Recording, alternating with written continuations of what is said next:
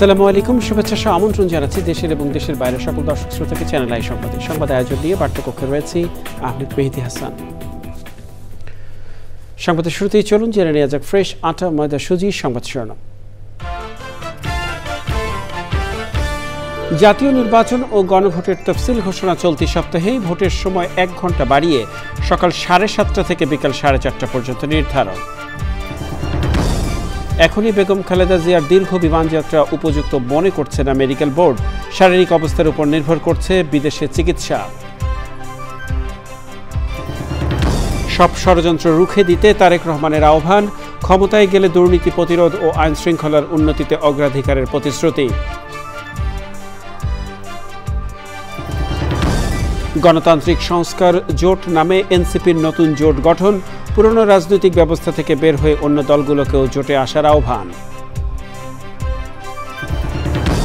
এবং রায়ের বাজার কবরস্থান থেকে অজ্ঞাত জুলাই শহীদদের মরদেহ উত্তোলন ও ডিএনএ নমুনা সংগ্রহ শুরু, 114 মরদেহ থাকতে পারে বলে ধারণা।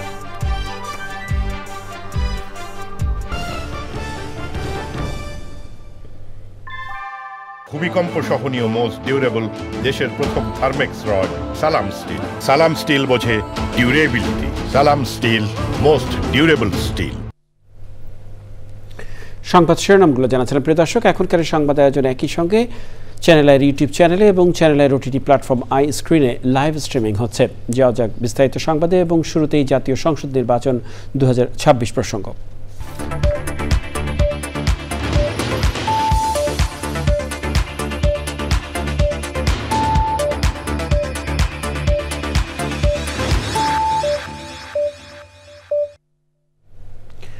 জাতীয় সংসদ নির্বাচন ও গণভোটের তফসিল চলতি সপ্তাহের মধ্যে ঘোষণা করা হবে বলে জানিয়েছেন নির্বাচন কমিশনার আবুল ফজল মোহাম্মদ সানাউল্লাহ। ভোটের সময় 1 ঘণ্টা বাড়িয়ে সকাল 7:30 থেকে বিকেল 4:30 পর্যন্ত নির্ধারণ করা হয়েছে। ব্যালট সহ ভোটের যাবতীয় সামগ্রী কেন্দ্রে নির্বাচনের আগের রাতে পৌঁছানোর সিদ্ধান্ত নিয়েছে ইসি। নিবন্ধিত সব দলই নির্বাচনে অংশ নিতে পারবে বলে জানিয়েছে নির্বাচন কমিশন। নাজিব বেগের রিপোর্ট। ফেব্রুয়ারির প্রথমার্ধে জাতীয় সংসদ নির্বাচন আয়োজনে অনেকাংশের প্রস্তুতি সেরেছে নির্বাচন কমিশন। একই দিনে গণভোট করার প্রস্তুতিও নিচ্ছে ইসি। নির্বাচন ভবনে প্রায় 5 ঘণ্টার কমিশন সভা শেষে জানানো হয় সংসদ নির্বাচন ও গণভোটের তফসিল নিয়ে। আচরণবিধি প্রতিপালনে তফসিল ঘোষণার দিন থেকে প্রতিটি উপজেলায় 2 জন করে ম্যাজিস্ট্রেট থাকবেন। সংখ্যা বাড়ানো হবে ভোটের আগে। তফসিল ঘোষণার পর পোস্টার সরাতে সময় দেওয়া হবে 48 ঘণ্টা। এই সপ্তাহের মধ্যেই কোনো এক সময় আমরা তফসিল ঘোষণা করব। নির্বাচন সামগ্রী আগের মতো আগের রাতেই সকল কেন্দ্রে পৌঁছে যাবে, ব্যালট পেপার সহ। আমরা যেদিন তফসিল ঘোষণা করব সাথে সাথে 48 ঘণ্টা সময় দিয়ে সব ধরনের প্রচারণা যেগুলো রাজনৈতিক দলগুলো ইতোমধ্যে করেছেন এবং ঝুলিয়েছেন এগুলো সরাতে হবে। নির্বাচনে প্রিজাইডিং, সহকারী প্রিজাইডিং এবং পোলিং অফিসার হিসেবে দায়িত্ব পালন করবেন সরকারি, আধা সরকারি, স্বায়ত্তশাসিত প্রতিষ্ঠান এবং সরকারি ব্যাংকের কর্মকর্তারা। তবে আপাতত রাখা হয়নি বেসরকারি ব্যাংকের কর্মকর্তাদের। বাড়ানো হয়েছে ভোটের সময়ও। ভোট শুরু হবে সকাল 7:30 এবং চলবে বিকাল 4:30 পর্যন্ত। বেসরকারি যে ব্যাংকগুলো আছে সেগুলো আপাতত বিবেচনায় নিচ্ছি না, তারা রিজার্ভে থাকবে। একান্ত প্রয়োজন না হলে তাদেরকে নেওয়া হবে না। আইন যাদেরকে পারমিট করবে তারা ভোটে অংশগ্রহণ করবেন। রিটার্নিং কর্মকর্তা কারা হবেন সেটি এখনো নির্ধারণ হয়নি। নিরাপত্তা ব্যবস্থা সহ সার্বিক দিক মনিটরিংয়ে ইসিতে একটি মনিটরিং সেল হবে। মঙ্গলবার থেকে বিদেশে পোস্টাল ব্যালট পাঠানো শুরু করবে নির্বাচন কমিশন। থ্যাংক ইউ, অনেক ধন্যবাদ। নাজিব বেগ, চ্যানেল আই, ঢাকা। আগামী সংসদ নির্বাচন ও গণভোটের প্রস্তুতি সম্পর্কে প্রধান উপদেষ্টা প্রফেসর মোহাম্মদ ইউনূসকে অবহিত করেছেন প্রধান নির্বাচন কমিশনার এএমএম নাসির উদ্দিন। সন্ধ্যায় প্রধান নির্বাচন কমিশনারের নেতৃত্বে অন্য কমিশনাররা রাষ্ট্রীয় অতিথি ভবন যমুনায় প্রধান উপদেষ্টার সঙ্গে সাক্ষাৎ করে নির্বাচন আয়োজনের অগ্রগতি সম্পর্কে জানান। বৈঠকে নির্বাচন কমিশনার আব্দুর রহমানের মাসুদ, তাহমিদা আহমেদ, মোহাম্মদ আনোয়ারুল ইসলাম সরকার, অবসরপ্রাপ্ত ব্রিগেডিয়ার জেনারেল আবুল ফজল মোহাম্মদ সানাউল্লাহ এবং নির্বাচন কমিশন সচিব আখতার আহমেদ উপস্থিত ছিলেন। বৈঠকে ইসি জানান নির্বাচন আয়োজনে সব ধরনের প্রস্তুতি সঠিক ও সুন্দরভাবে এগোচ্ছে। ফেব্রুয়ারির প্রথমার্ধে জাতীয় নির্বাচন ও একই দিনে গণভোট আয়োজনের জন্য কমিশন পুরোপুরি প্রস্তুত। প্রধান উপদেষ্টা বলেন জাতিকে একটি সুন্দর নির্বাচন দিতে অন্তর্বর্তী সরকার প্রতিশ্রুতিবদ্ধ। যাওয়া যাক অন্যান্য সংবাদে। রাজধানীর এভারকেয়ার হাসপাতালে চিকিৎসাধীন বিএনপি চেয়ারপারসন বেগম খালেদা জিয়ার শারীরিক অবস্থা অনেকটাই অপরিবর্তিত রয়েছে। সব প্রস্তুতি থাকলেও উন্নত চিকিৎসার জন্য লন্ডন নেওয়ার বিষয়টি নির্ভর করছে মেডিকেল বোর্ডের সিদ্ধান্তের উপর। বেগম খালেদা জিয়ার শারীরিক অবস্থা এবং তার চিকিৎসা কার্যক্রম সম্পর্কে জানতে সরাসরি যাচ্ছি সহকর্মী জান্নাতুল বাকিয়া কেকার কাছে। তিনি রয়েছেন এভারকেয়ার হাসপাতালের সামনে। কেকা, আপনি রয়েছেন এভারকেয়ার হাসপাতালের সামনে। বেগম জিয়ার শারীরিক অবস্থা এবং তার চিকিৎসা কার্যক্রম সম্পর্কে নিশ্চয়ই আপনার কাছে কিছু তথ্য রয়েছে, আপনার মাধ্যমে দর্শকদের জানাতে চাই।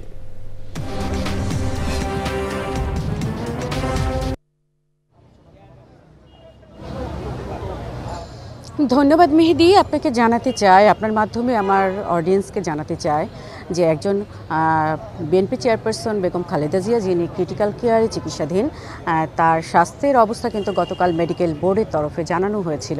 আপনি জানেন যে ক্রিটিক্যাল কেয়ারে যেসব রোগী থাকে তাদের শরীরে একাধিক অঙ্গ প্রত্যঙ্গকে মানে সাপোর্টের দরকার হয়। সেক্ষেত্রে একজন মানে ক্রিটিক্যাল কেয়ারের রোগীর জন্য নিবিড় পর্যবেক্ষণ এবং তার জন্য যে 17 সদস্যের মেডিকেল বোর্ড রয়েছে সেই বোর্ড কিন্তু নিবিড়ভাবে পর্যবেক্ষণ করছেন।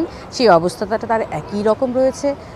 চিকিৎসকরা যেটা বলছেন, গতকালকে মেডিকেল বোর্ডের তরফে ডাক্তার AZM জাহিদ হোসেন গণমাধ্যমকে জানিয়েছিলেন যে তার চিকিৎসা ব্যবস্থাপনায় তারা যেটা সাফল্য পাচ্ছেন, যে তার চিকিৎসা নিতে পারছে।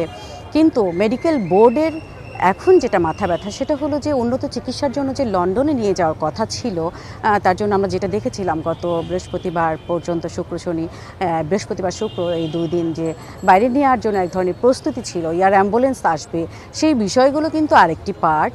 কিন্তু মেডিকেল বোর্ড এখন কনসার্ন যে তাকে এই দীর্ঘ একটা যাত্রায় উন্নত দেশে নিয়ে যাওয়ার মতো পরিস্থিতি হবে কিনা সেই অনুমতিটা মেডিকেল বোর্ড দেবে। কিন্তু আমরা আজকে এই পর্যন্ত কোনো তথ্য তাদের কাছ থেকে জানতে পারিনি। তবে মেডিকেল সায়েন্স এবং আমাদের কাণ্ডজ্ঞান যেটা বলে যে ক্রিটিক্যাল কেয়ারে যে রোগীরা থাকে তারা কিন্তু সহসাই একদিনের ব্যবধানে যে খুব ভালো অবস্থানে ফেরে তেমনটা না, সময় লাগে। বয়স একটা ফ্যাক্টর এবং রোগের জটিলতাও একটা ফ্যাক্টর। সেদিক থেকে আমরা যেটা জানি যে 17 সদস্যের মেডিকেল বোর্ড নিবিড়ভাবে তার শারীরিক অবস্থার পর্যবেক্ষণ করছে প্রতিনিয়ত। আরেকটা জিনিস আপনি জানেন যে বেগম খালেদা জিয়ার জন্য গঠিত মেডিকেল বোর্ডে কিন্তু যুক্তরাষ্ট্রের জন হপকিন্স ইউনিভার্সিটির একজন বিশেষজ্ঞ চিকিৎসক রয়েছেন। এছাড়াও লন্ডনের যে ক্রিটিক্যাল কেয়ার বিশেষজ্ঞ, বিশ্বের খ্যাতিমান ক্রিটিক্যাল কেয়ার বিশেষজ্ঞ রবার্ট বিলি, তিনি কিন্তু ঢাকায় রয়েছেন। তবে সন্ধ্যার পরে যেটা হয় যে মেডিকেল বোর্ড বসে, মূলত যুক্তরাষ্ট্রের সময়ের সাথে বাংলাদেশের সময়ের একটা পার্থক্য থাকে। সেই বিবেচনায় মেডিকেল বোর্ড সারাদিনের যে অগ্রগতি সেগুলো বিশ্বের সেই যুক্তরাষ্ট্রের চিকিৎসকদের সাথে, দেশের চিকিৎসকের সাথে সমন্বয় করে একটু জানা এবং সেটা গুছিয়ে নেওয়া, সেই বিষয়গুলো আমি একটু দেখাতে চাই। বেগম খালেদা জিয়ার পুত্রবধূ তারেক জিয়ার সহধর্মিণী জোবায়েদা রহমান, তিনি এতক্ষণ কিন্তু এতেই ছিলেন, এভারকেয়ারে ছিলেন, তিনি বেরিয়ে যাচ্ছেন এবং তার সাথে আমরা নেতাকর্মীদের ভিড় এবং উপস্থিতি একটু দেখতে পেয়েছি। মূলত গতকাল থেকে এই এলাকায় এভারকেয়ারের সামনে কিন্তু আমরা ভিড়ভাট্টা, নেতাকর্মীদের উপস্থিতি এবং নিরাপত্তাও কিছুটা কম দেখেছিলাম। কিন্তু এই মুহূর্তে আমি একটু দেখাতে চাই আমার অডিয়েন্সের মাধ্যমে যে ডাক্তার জোবায়েদা রহমান বেরিয়ে যাচ্ছেন, তার সাথে আমরা নেতাকর্মীদের এক ধরনের উপস্থিতি দেখতে পাচ্ছি। সব মিলিয়ে এভারকেয়ার হসপিটাল ঘিরে যে বেগম খালেদা জিয়ার চিকিৎসা ব্যবস্থাপনা নিয়ে যে গতানুগতিক যেটা চলছিল, যে বোর্ডের তত্ত্বাবধানে নিবিড়ভাবে পর্যবেক্ষণ কার্যক্রম, সেটা চলমান। এবং জোবায়েদা রহমান বিকেল 4:30টায় এসেছিলেন, তিনি এখন বেরিয়ে গেলেন। মেহেদি। কেকা, আপনাকে অসংখ্য ধন্যবাদ। কথা বলছিলাম সহকর্মী জান্নাতুল বাকিয়া কেকার সাথে, জানাচ্ছিলেন বেগম খালেদা জিয়ার সর্বশেষ শারীরিক অবস্থা এবং চিকিৎসা কার্যক্রম সম্পর্কে। এদিকে বিএনপির ভারপ্রাপ্ত চেয়ারম্যান তারেক রহমান বলেছেন, সামনে কঠিন সময় আসছে, জনগণকে নিয়ে সব ষড়যন্ত্র রুখে দিতে হবে। বিজয়ের মাসে দেশ গড়ার পরিকল্পনা শীর্ষক কর্মসূচিতে তারেক রহমান আরও বলেন, একমাত্র গণতন্ত্রই পারবে সব অপতৎপরতা ঠেকিয়ে দিতে।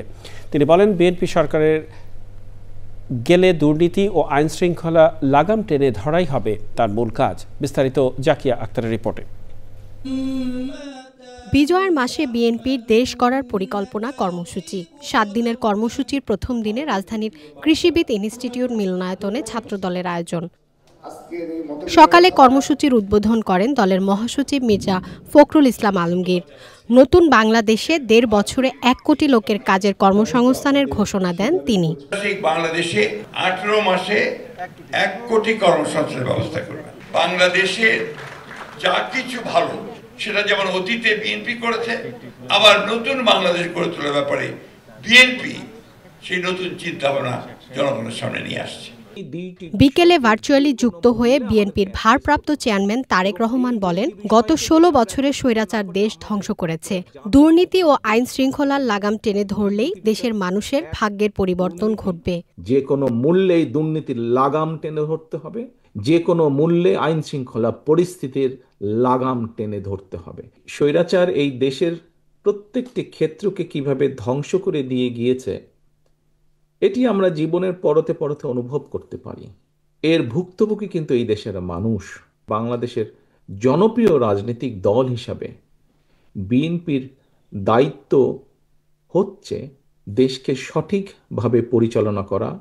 বিএনপির নামে অপপ্রচার চলছে উল্লেখ করে সতর্ক থেকে নেতাকর্মীদের সোচ্চার হওয়ার আহ্বান জানান তারেক রহমান। যে আমাদের সামনের সময়গুলো কিন্তু খুব ভালো নয়, সামনে অনেক কঠিন সময়ে অপেক্ষা করছে আমাদের জন্য। বিভিন্নভাবে বিভিন্ন রকম ষড়যন্ত্র বিভিন্ন জায়গায় হচ্ছে। এই ষড়যন্ত্র রুখে দিতে পারে এই দেশের জনগণ, এবং এই ষড়যন্ত্র জনগণকে নিয়ে সাথে রুখে দিতে পারে বিএনপি, বাংলাদেশ জাতীয়তাবাদী দল। দেশ গড়ার পরিকল্পনা কর্মসূচির আহ্বায়ক দলের সিনিয়র যুগ্ম মহাসচিব Ruhul Kabir Rizvi. Zakia Akhtar, Channel I, Dhaka. NCP, AB party ও রাষ্ট্র সংস্কার আন্দোলন এই 3 দলের নেতৃত্বে গণতান্ত্রিক সংস্কার জোট গঠিত হয়েছে। এনসিপির আহ্বায়ক নাহিদ ইসলাম বলেছেন, পুরনো রাজনৈতিক ব্যবস্থা থেকে বের হয়ে এক ব্যালটে ভোট করতেই এই জোট হয়েছে। তাফহিমুল ইসলামের রিপোর্ট। তফসিল ঘোষণার আগে জমে উঠেছে রাজনীতির মাঠ। জামায়াতে ইসলামী, বিএনপি সহ বেশ কয়েকটি দলের সঙ্গে এনসিপির জোট গঠনের জল্পনা কল্পনা থাকলেও তা হয়নি। ঢাকা রিপোর্টার্স ইউনিটিতে সংবাদ সম্মেলনে নতুন জোট গঠনের ঘোষণা দেন এনসিপির আহ্বায়ক নাহিদ ইসলাম। গণতান্ত্রিক সংস্কার জোট নামে রাজনৈতিক ও নির্বাচনী ঐক্য জোটে থাকছে এনসিপি, এবি পার্টি এবং রাষ্ট্র সংস্কার আন্দোলন। পুরনো ব্যবস্থা থেকে বের হয়ে নতুন রাজনৈতিক সূচনা যারা করতে চান তাদের এই জোটে আসার আহ্বান জানানো হয়। হাতে হাত মিলিয়ে আপনাদের সামনে এসে দাঁড়িয়েছি এবং এখান থেকে আমরা আহ্বান করছি সকলকে, যারা এই নতুন রাজনীতির সূচনা করতে চান। ৭১-এর যে আকাঙ্ক্ষা ২৪ পর্যন্ত বাস্তবায়ন হয় নাই, ২৬-এর পরে সেই আকাঙ্ক্ষাকে আমরা বাস্তবায়ন করব। আগামী নির্বাচনে এক মার্কায় ভোট করবে এই জোট, জানান নাহিদ ইসলাম। আর অনেকগুলো রাজনৈতিক শক্তির সাথে আমাদের আলোচনা চলমান রয়েছে। আমরা চাই যে জুলাইয়ের শক্তিগুলা যারা পরিবর্তনের পক্ষে আছে, যারা পুরাতন রাজনীতির পথে যেতে চায় না, তারা আমরা ঐক্যবদ্ধ থাকব এবং এই নির্বাচনে আমরা একসাথে এক মার্কায় আমরা অংশগ্রহণ করব, এই প্রত্যাশা আমরা রাখছি। তারুণ্যের উত্থান ঘটেছে জানিয়ে নাহিদ বলেন, পুরনো দলগুলোর সাথে সংস্কার প্রক্রিয়া যাওয়া তাদের ভুল ছিল। যে আমাদের উচিত ছিল এই ঐক্য প্রক্রিয়াটা আরো আগেই হওয়ার। এটা আমাদের দুর্ভাগ্য ছিল, আমাদের সীমাবদ্ধতা ছিল যে আমরা ঐক্যবদ্ধ হতে পারি নাই। আমরা পুরাতন পন্থী দলগুলোর সাথে নানা সমঝোতা করে সংস্কার প্রক্রিয়া বাস্তবায়ন করার চেষ্টা করেছিলাম। এটা আমাদের অন্যতম একটা ভুল ছিল। 3 দল নিয়ে এই জোটে যাত্রা শুরু হলেও ভবিষ্যতে আরো দল অন্তর্ভুক্ত হবে বলে আশা তাদের। তাফহিমুল ইসলাম, চ্যানেল আই, ঢাকা। আওয়ামী লীগের শাসন আমলে ২৬ জনকে গুম ও নির্যাতনের ঘটনায় করা মামলায় শেখ হাসিনা ও তার নিরাপত্তা উপদেষ্টা তারিক আহমেদ সিদ্দিক, ডিজিএফআই এর সেনা কর্মকর্তা সহ ১৩ জনের বিরুদ্ধে অভিযোগ গঠনের জন্য ট্রাইব্যুনাল ১-কে বলেছেন প্রসিকিউশন। শেখ হাসিনার নির্দেশে ডিজিএফআই কর্মকর্তারা ওই ব্যক্তিদের অপহরণ, পরবর্তীতে গুম করে অমানবিক নির্যাতন চালায় বলে আদালতকে বলেন তারা। আর আসামি পক্ষের আইনজীবী জানান, গুমের ঘটনায় সেনা সদরের করা তদন্তে সেনা কর্মকর্তারা নির্দোষ প্রমাণিত হয়েছেন। মাজহারুল হক মান্নার রিপোর্ট।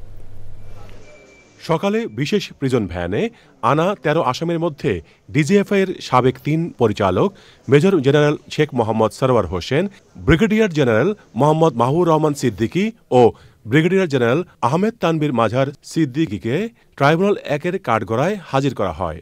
এই মামলায় আরও আছেন ডিজিএফআইয়ের পলাতক সাবেক ৫ জন মহাপরিচালক। আসামিদের বিরুদ্ধে অপহরণ পরবর্তী গুমের ৫টি অভিযোগ আনা হয়েছে। ডিজিএফআই সংস্থাটি রাষ্ট্রের অতি গুরুত্বপূর্ণ একটা সংস্থা, কিন্তু শেখ হাসিনা সরকার এই অতি গুরুত্বপূর্ণ এবং বৈধ একটা সংস্থাকে, তার কিছু অফিসারকে এই অপরাধের সাথে সম্পৃক্ত করে তার ক্ষমতাকে চিরস্থায়িত করার চেষ্টা করেছিলেন।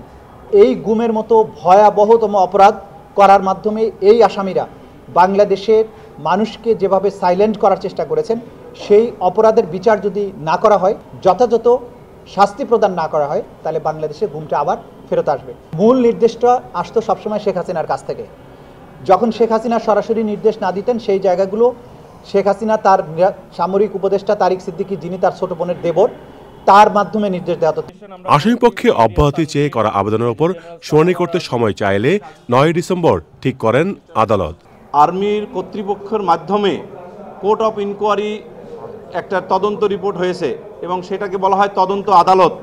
সেই তদন্ত আদালতে এই 3 জন আসামি যাদের জন্য আমরা ডিসচার্জ পিটিশন দাখিল করেছি তারা নির্দোষ প্রমাণিত হয়েছে।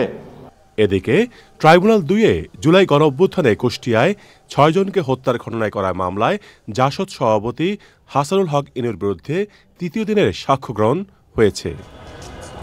মাছড়ক মান্না, চ্যানেল আই, ঢাকা।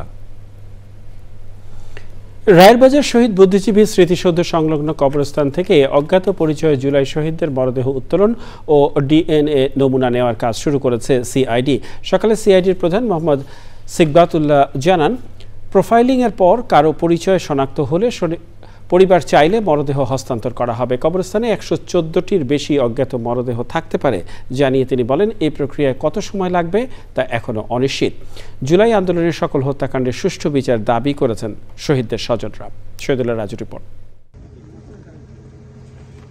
রায়েরবাজার শহীদ বুদ্ধিজীবী স্মৃতিসৌধ সংলগ্ন কবরস্থানে অনেকটা গোপনে গত বছর জুলাই আন্দোলনে শহীদ অনেককেই কবর দেওয়া হয়। অভ্যুত্থানের প্রায় 1.5 বছর পর রোববার আদালতের নির্দেশে তাদের পরিচয় শনাক্তে মরদেহ তুলে ডিএনএ নমুনা সংগ্রহ শুরু করে পুলিশের অপরাধ তদন্ত বিভাগ সিআইডি। জুলাই অভ্যুত্থানে শহীদ অনেকের মরদেহ এখনও খুঁজে না পাওয়ার কথা জানিয়েছেন স্বজনরা। প্রত্যেক সপ্তাহে আমি আমার ছেলের কবর করলে আমার ছেলের কবর আমি খুঁজি, আমার ছেলের কবর আমি এই পর্যন্ত পাই নাই। প্রত্যেকটা পরিবার যাতে তাদের স্বজনদেরকে শনাক্ত করতে পারে আপনারা এই ব্যবস্থা করেন, সরকারকে আমরা এটা বারবার বলেছি। সিআইডি জানিয়েছে, ময়না তদন্ত ও ডিএনএ নমুনা সংগ্রহের পর আবারও যথাযথ প্রক্রিয়ায় মরদেহ দাফন করা হবে। যে প্রোটোকল আছে ইন্টারন্যাশনাল সেইভাবে উত্তোলন করব, এদের মৃতদেহ পোস্টমর্টেম হবে, এদের ডিএনএ স্যাম্পলগুলো সংগ্রহ করা হবে, প্রোফাইলিংগুলো নিশ্চিত করা, আবার সেই সকল ধর্মীয় ভাবগাম্ভীর্য সবগুলো রেখেই আমরা তাদেরকে আবার রিভিউরিট করব। আমরা আজ থেকে শুরু করব, আমরা জানি না কতদিন লাগবে, এটা অত্যন্ত শ্রমসাধ্য একটি কাজ। ডিএনএ নমুনা সংগ্রহ ও প্রোফাইলিংয়ে সহায়তা করবেন আন্তর্জাতিক ফরেনসিক বিশেষজ্ঞরা। Here in the context of the MOU signed between the office of the High Commissioner for Human Rights in the authorities of Bangladesh to support and advise the local authorities in the operation of investigation, exhuming, analyzing the remains of the martyrs buried in this graveyard. পুলিশের আবেদনের পরিপ্রেক্ষিতে গত 4 August July গণঅভ্যুত্থানে অজ্ঞাত পরিচয় মরদেহ উত্তোলনের নির্দেশ দেন আদালত। Shahidullah Raju, channel I, Dhaka. নারী শিক্ষা, নারী অধিকার ও নারী জাগরণের অসামান্য অবদান রাখায় 4 জন বিশিষ্ট নারীকে বেগম রোকেয়া পদক 2025 ভূষিত করা হয়েছে। রোববার মন্ত্রিপরিষদ বিভাগের এক চিঠিতে এ তথ্য জানানো হয়েছে। নারী শিক্ষায় অবদান রাখায় ডক্টর রুভানা রাকিব, নারী অধিকার প্রতিষ্ঠায় কল্পনা আক্তার, মানবাধিকারে ডক্টর নাবিলা ইদ্রিস এবং নারী জাগরণে ক্রীড়াঙ্গনে অসামান্য সাফল্যের জন্য ঋতুপর্ণা চাকমাকে বেগম রোকেয়া পদকে ভূষিত করা হয়। মন্ত্রিপরিষদ বিভাগ জানিয়েছে, এই পদক সমাজের নানা ক্ষেত্রে গুরুত্বপূর্ণ অবদান এবং গৌরবোজ্জ্বল ভূমিকা পালনকারীদের স্বীকৃতি। এই 4 জন নারীর কাজ ও নেতৃত্ব সমাজে নারীর মর্যাদা ও ক্ষমতায়নের ক্ষেত্রে প্রেরণার উৎস হয়ে থাকবে। এ পর্যায়ে বিজয়ের মাস ডিসেম্বর।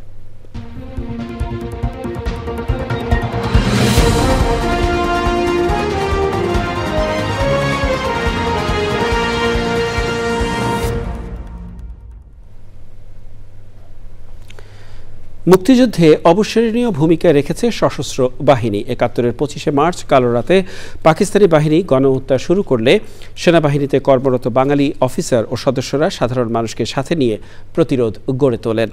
মুক্তিযুদ্ধে সশস্ত্র বাহিনীর প্রতিরোধ ও সাফল্য গাথা নিয়ে ওবায়দুল রশিদের ধারাবাহিক প্রতিবেদনের 4র্থ পর্ব আজ। 1971-এ ঢাকার খুব কাছেই জয়দেবপুরে ছিল 2য় ইস্ট বেঙ্গল রেজিমেন্টের সদর দফতর।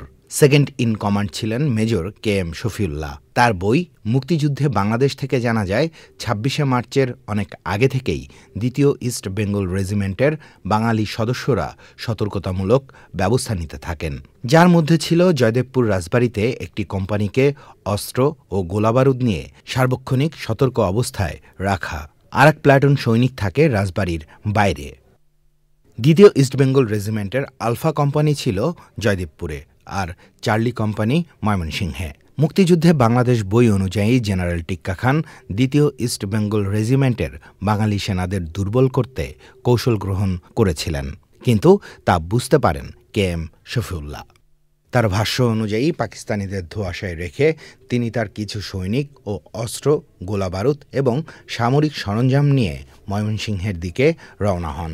গোপন নির্দেশ দিয়ে পেছনে রেখে যান ডেল্টা, ব্রাভো এবং আলফা কোম্পানির সদস্যদের। কে এম শফিউল্লাহ তার সৈন্যদের নিয়ে ময়মনসিংহে পৌঁছানোর আগেই হানাদার সৈন্যরা বাঙালি সৈন্যদের ওপর আক্রমণ করে।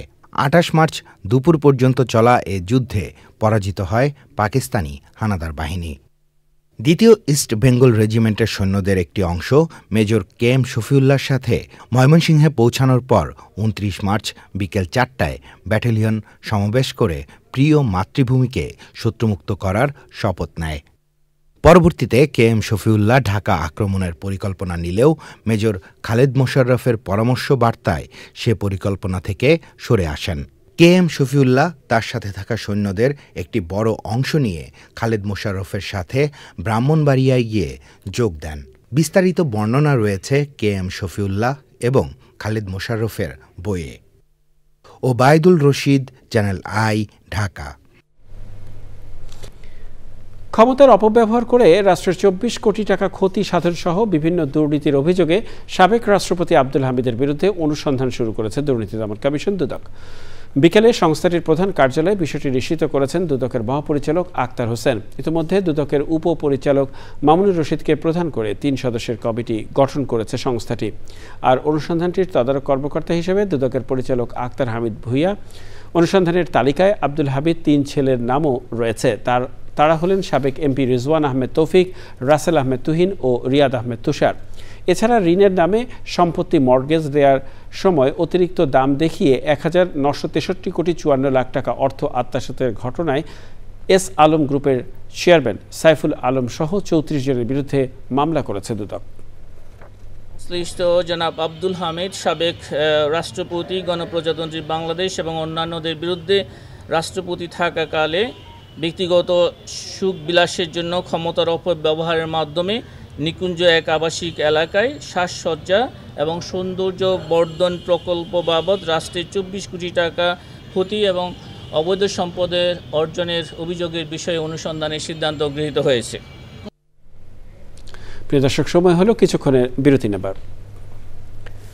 আর বিরতির পরে অন্যান্য সংবাদের সাথে আরও জানিয়ে ফিরছি। সুদানে স্কুলসহ কয়েকটি স্থানে আরএসএস এর হামলায় ৪৬ শিশুসহ শতাধিক নিহত। শিশু অধিকারের ভয়াবহ লঙ্ঘন বলছে ইউনিসেফ।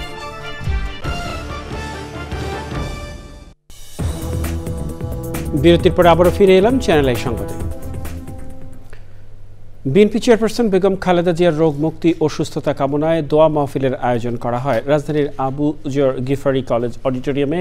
১২ নং ওয়ার্ডের 5টি শিক্ষা প্রতিষ্ঠানের শিক্ষক, শিক্ষিকা ও কর্মকর্তাদের অংশগ্রহণে দোয়া মাহফিল অনুষ্ঠিত হয়।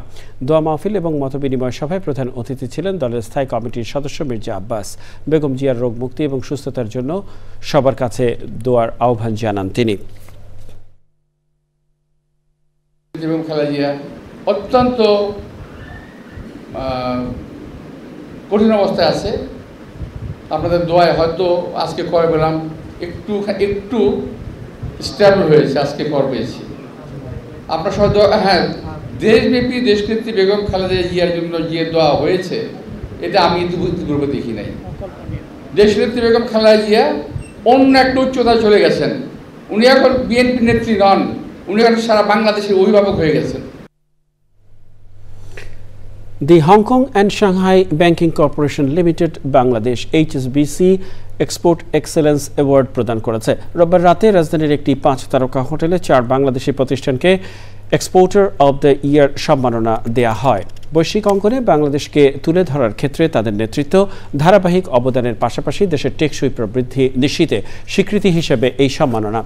তৈরি পোশাক শিল্পের বছরের সেরা রপ্তানিকারক flamingo fashions limited, backward linkage ক্যাটাগরিতে এনজেড টেক্স গ্রুপ, উদীয়মান ক্ষেত্রে জনতা জুট মিলস লিমিটেড এবং সাদাত জুট ইন্ডাস্ট্রিজ, বছরের সেরা রপ্তানিকারক অসনাতন ও উদীয়মান ক্ষেত্রে উল্কা সেমি প্রাইভেট লিমিটেডকে পুরস্কৃত করা হয়। অনুষ্ঠানে প্রধান অতিথি ছিলেন বাণিজ্য উপদেষ্টা শেখ বশিরউদ্দিন, বিশেষ অতিথি ছিলেন ঢাকায় যুক্তরাজ্যের রাষ্ট্রদূত সারা কুক, বাংলাদেশ ব্যাংকের মাননীয় governor doctor Ahsan H Mansur, HSBC বাংলাদেশের প্রধান নির্বাহী মোহাম্মদ মাহবুবুর রহমান সহ অন্যরা সে সময় উপস্থিত ছিলেন।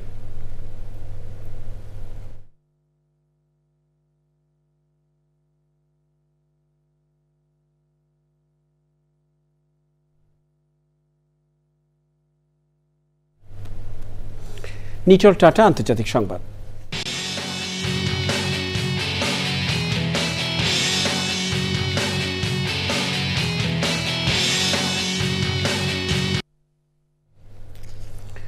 সুদানের দক্ষিণ কার্ডফোন রাজ্যে একটি কিন্ডারগার্টেন স্কুল এবং অন্যান্য স্থানে র্যাপিড সাপোর্ট ফোর্সেস RSF এর হামলায় 46 শিশুসহ কমপক্ষে 114 জন নিহত হয়েছে।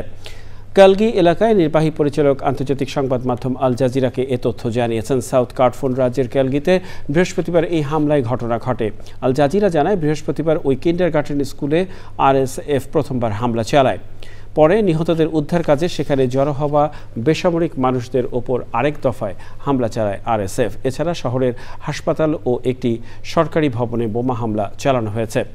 সুদানে নিযুক্ত ইউনিসেফের প্রতিনিধি শেলডন ইয়েট শুক্রবার এক বিবৃতিতে বলেন, স্কুলে শিশুদের হত্যা করা শিশু অধিকারের ভয়াবহ লঙ্ঘন। যাওয়া যাক কৃষি সংবাদে।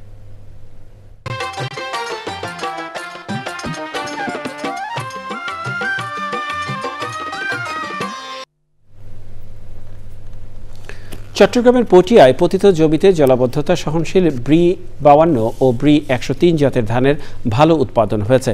প্রথমবারের মতো এই জাতের ধান আবাদ করে সফল হয়েছেন চাষি। এ বিষয়ে কৃষকদের উদ্বুদ্ধ করেছে স্থানীয় কৃষি অফিস। চট্টগ্রাম থেকে চৌধুরী ফরিদের রিপোর্ট। অনাবাদি জমিকে আবাদে আনার লক্ষ্যে চট্টগ্রামের পটিয়ার সুবন্দন্ডি ইউনিয়নের মহাজনহাট এলাকায় যুগ যুগ ধরে পতিত জমিতে এবার প্রথমবারের মতো বন্যা সহনশীল উচ্চ ফলন জাতের ধানের আবাদ হয়েছে। ফলনও হয়েছে ভালো। কৃষি অফিসের সহযোগিতায়, ব্যাংকের সহযোগিতায় এরা উদ্যোগ নিয়ে চাষ করছি, ধান তো ভালো হয়েছে। আমরা যখন ধানের চারাটা লাগাচ্ছি এখানে অনেক পানি ছিল, 100 খানি জায়গার জন্য আমরা ফাইন্যান্স করেছি। যতটুকু পানি তার চেয়ে বেশি উপরে উঠে যায় আর কি, পানির সাথে সাথে উপরে উঠে যায়, এগুলো অনেক ভালো হয়েছে। স্থানীয় কৃষকদের উদ্বুদ্ধ করতে বিশেষ উদ্যোগ নিয়েছে পটিয়া কৃষি অফিস। জলবদ্ধতা সহনশীল ব্রিধান 52 চাষ করলাম এবং আরেকটা পাশাপাশি আরেকটা ধান চাষ করছি, এটা প্রোটিন সমৃদ্ধ, সেটা হচ্ছে ব্রিধান 103, ওটা চাষ করছি। আমরা ইতিমধ্যে লক্ষ্য করছি এই মোটামুটি ফলনটাও আশানুরূপ হচ্ছে। আগামী মৌসুমে আরও অধিক পরিমাণ জমিতে উচ্চ ফলনশীল ধান চাষের উদ্যোগ নেবেন পটিয়ার কৃষক, এ প্রত্যাশা সংশ্লিষ্ট দপ্তরের। আমার পেছনে যে জমি দেখতে পাচ্ছেন, এখানে কোনো সময় ধানের আবাদ হয়নি। এই অঞ্চলের কৃষি অফিসার এবং ইউনাইটেড কমার্শিয়াল ব্যাংকের আর্থিক সহায়তায় এখানের কৃষকেরা জলাবদ্ধতা সমৃদ্ধ ব্রিধান উৎপাদনে ব্যাপক সফলতা অর্জন করেছে। চট্টগ্রামের পটিয়ার সুবন্দন্ডি থেকে চৌধুরী ফরিদ, চ্যানেল আই। দেখবেন প্রকৃতি সংবাদ।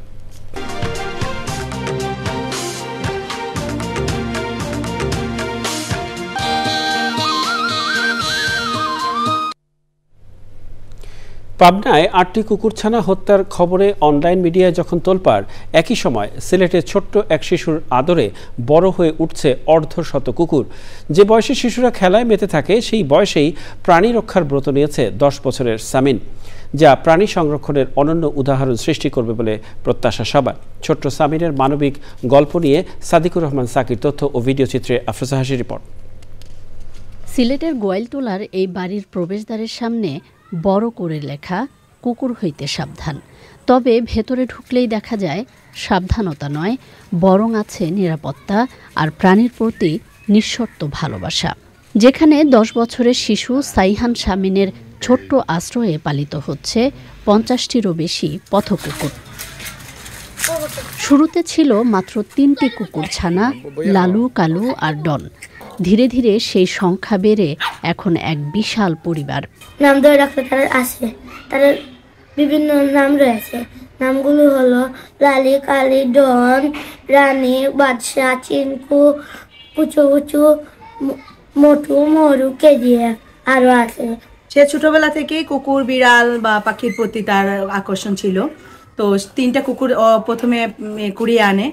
সেই কুকুরগুলা থেকে এখন 50টার উপরে কুকুর আছে আমাদের বাসায়। প্রাণ ও প্রাণীর প্রতি এমন ভালোবাসা আর দায়বদ্ধতা শুধু দৃষ্টান্তই নয়, অনুকরণীয়।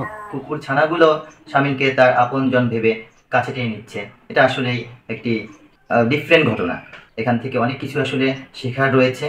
শামিনের এই পশুর প্রতি যে ভালোবাসাটা, যে টানটা আসলে আমাদের প্রতিটি মানুষেরই এমন হওয়া উচিত। সামাজিক যোগাযোগ মাধ্যম ও মিডিয়ায় যখন নানাভাবে কুকুরসহ প্রাণী নিধনের খবর দেখা যায়, তার বিপরীতে সিলেটে পথকুকুরদের সাথে শিশু সামিনের সখ্যতা বার্তা দেয় শান্তি, সমৃদ্ধি ও সহাবস্থানের ধরিত্রীর। আফরোজা হাসি, প্রকৃতি ও জীবন desk, Channel I. Dhaka bank PLC বাণিজ্য সংবাদ।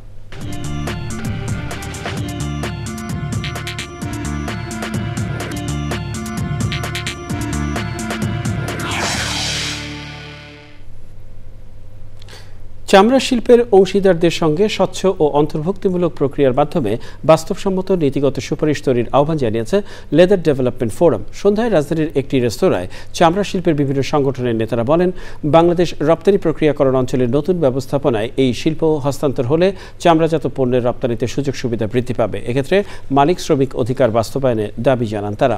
অনুষ্ঠানের আয়োজক লেদার ডেভেলপমেন্ট ফোরাম ও ওশি ফাউন্ডেশন।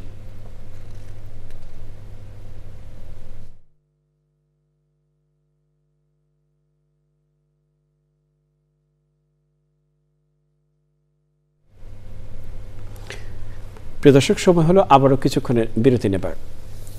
আর বিরতির পরে যা থাকছে, ভারত থেকে আমদানি শুরু হওয়ায় বাজারে পেঁয়াজের দাম কমছে, কারসাজিতে জড়িতদের বিরুদ্ধে ব্যবস্থা নিতে সরকারের ঘোষণা।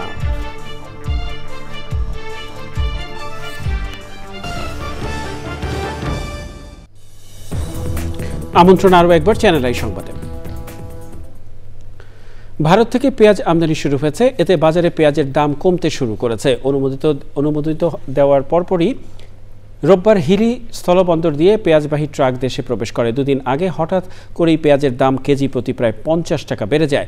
কারসাজি করে একটি চক্র এই দাম বাড়িয়েছিল বলে মন্তব্য করেছেন কৃষি উপদেষ্টা অবসরপ্রাপ্ত লেফটেন্যান্ট জেনারেল মোহাম্মদ জাহাঙ্গীর আলম চৌধুরী। সচিবালয়ে জেলা পর্যায়ে কৃষি কর্মকর্তাদের সাথে বৈঠক শেষে তিনি বলেন, সংকট নেই, তবুও দাম বেড়েছে। বাজার নিয়ন্ত্রণে পেঁয়াজ আমদানির অনুমতি দেওয়া হয়েছে জানিয়ে উপদেষ্টা বলেন, দাম কারসাজির সঙ্গে কোনো কৃষি কর্মকর্তা জড়িত থাকলে তাকে শাস্তি দেওয়া হবে।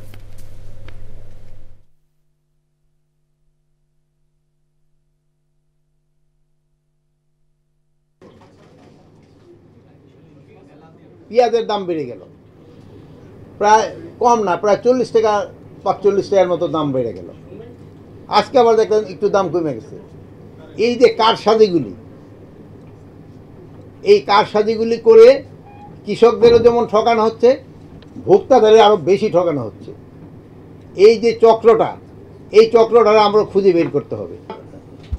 অনিয়নদের এটা কিন্তু প্রায় উঠানো হয়ে গেছে, তারপরে উঠতেছে, তারপরে আপনার ওই যে মুড়ি কাটা পেঁয়াজ, এটাও কিন্তু উঠানো শুরু হয়ে গেছে।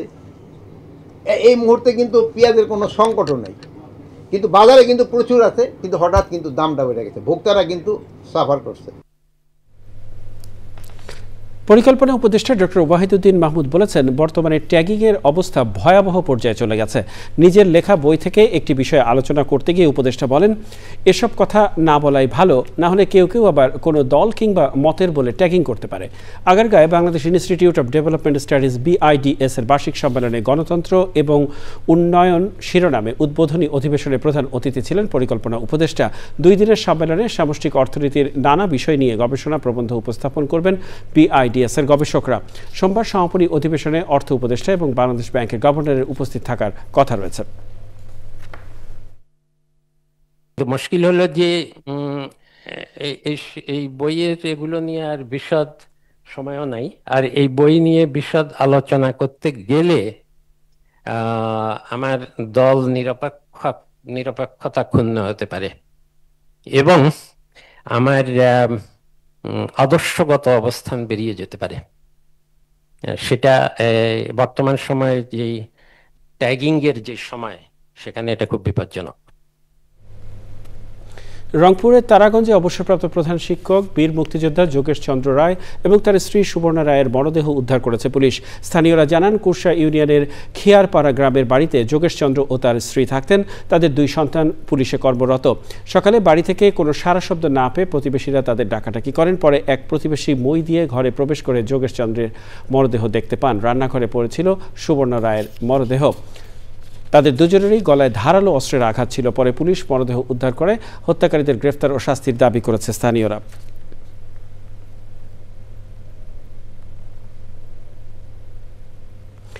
ঢাকায় বায়ু দূষণের জন্য সবচেয়ে বেশি দায়ী আবাসন শিল্প বলে মন্তব্য করেছেন স্থানীয় সরকার বিভাগের সচিব রেজাউল মাকসুদ জাহিদি।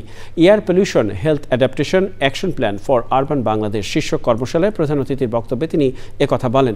তিনি বলেন, বায়ু দূষণে কমাতে সবার সচেতনতা প্রয়োজন।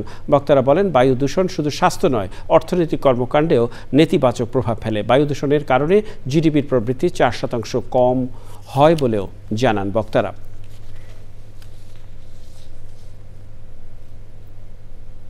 প্রিয় দর্শক, আবারও নিচ্ছি কিছুক্ষণের বিরতি, আর বিরতির পর খেলার সংবাদে জানিয়ে ফিরছি। চিটাগং ইন্ডিপেন্ডেন্ট ইউনিভার্সিটির 6 শিক্ষার্থীকে ইয়াং 1 CIU পূর্ণাঙ্গ একাডেমিক এক্সেলেন্স স্কলারশিপ প্রদান করেছে ইয়ং 1 কর্পোরেশন।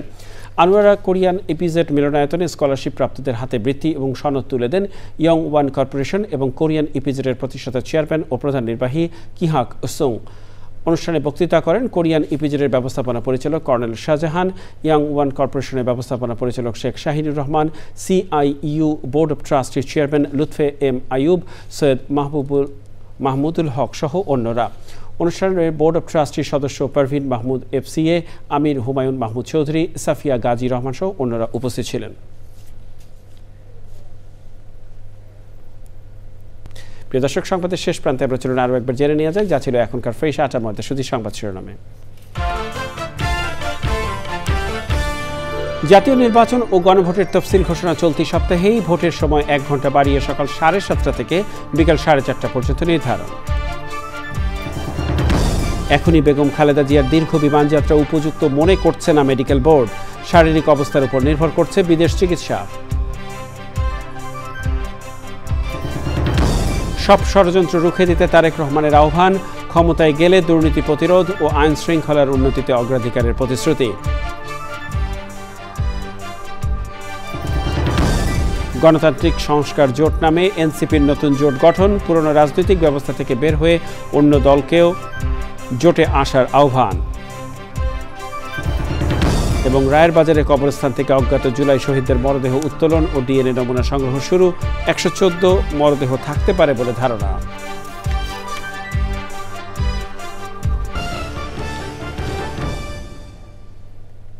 প্রিয় দর্শক, এর সাথে শেষ করছি এখনকার সংবাদ আয়োজন। সংবাদে এতক্ষণ আমাদের সাথে থাকার জন্য সংবাদ টিমের সবার পক্ষ থেকে আপনাদের আবারও শুভেচ্ছা।